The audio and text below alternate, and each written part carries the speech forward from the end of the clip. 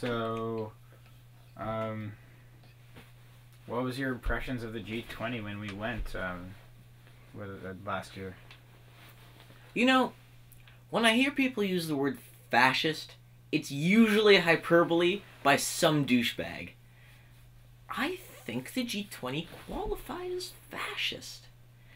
What is the role of the police in society? Is it to instigate conflict or to do the exact opposite? The only thing they did at G20 was instigate conflict. I mean, once they actually got to the scene where things were broken, there was no more conflict left for them to uninstigate.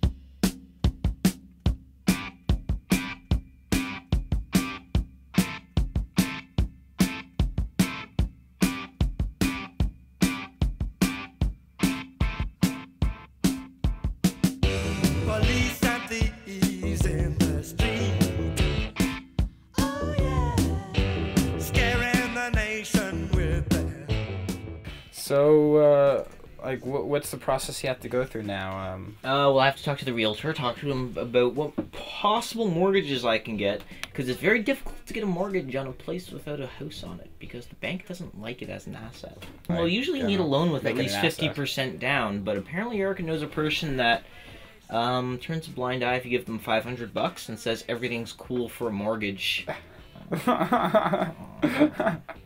What are your plans for the property again? I want to build a house on it, and oh yeah, this road is all property on the left and right. This road goes through it. Well, the general idea is to save up money while I'm in the forces, and then... Mitch has been a good friend of mine since high school. He's an incredibly intelligent guy who's way too smart to be content in the world that he lives in. He joined the Canadian Armed Forces 2 years ago and has been attending Centennial College on the military's dime since then. He's always been a man with a plan, and now is no different. I need electrical so I can run my video games and my flat screen TVs and shit.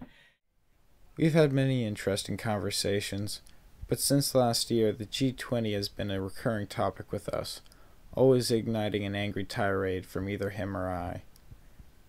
We had both gone down there together to witness the events and document them with 2 consumer video cameras. What we experienced was absolutely unforgettable.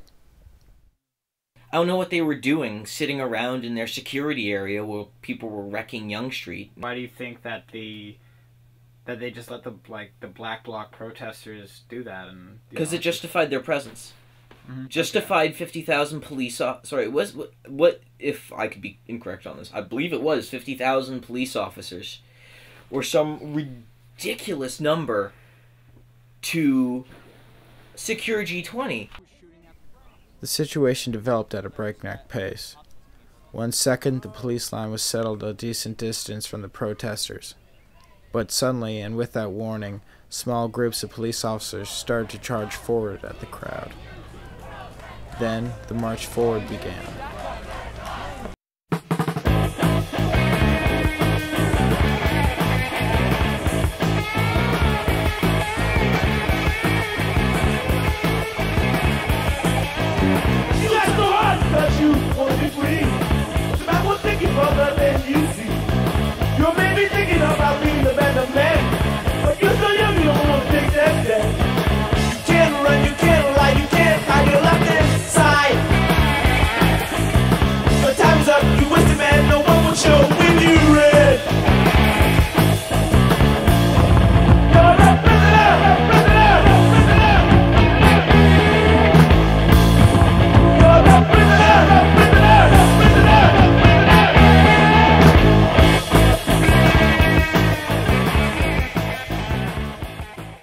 After being pushed out of Queen's Park, we headed to Queen Street.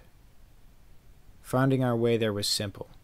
We just headed towards the billowing cloud of smoke rising from off in the distance.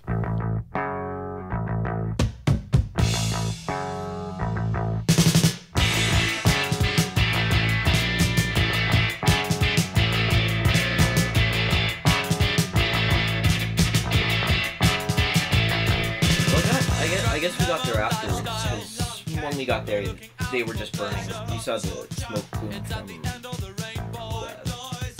where was it? Queen's Park. We saw it from Queen's Park. But when we got there, it was mostly just people all over the streets, police around, you know, playing Pac-Man, pushing people down side streets to have them go up that street once they've cleared it out. Like, just ridiculous.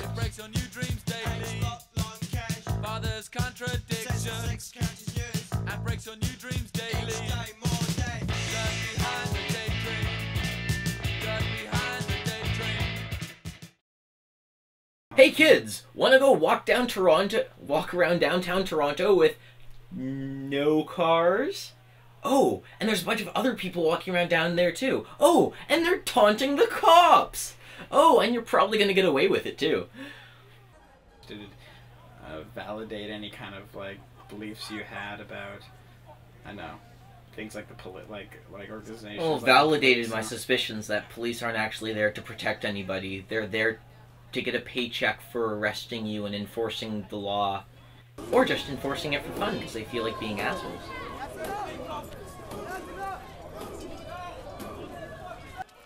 Spirit of the G20? Civil disobedience. Nice day out. Nice day out. It's a perfect day for a riot.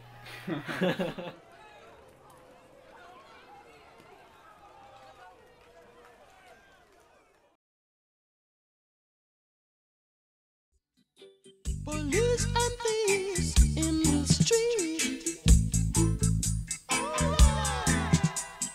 fighting the nation with their guns and ammunition. Police and thieves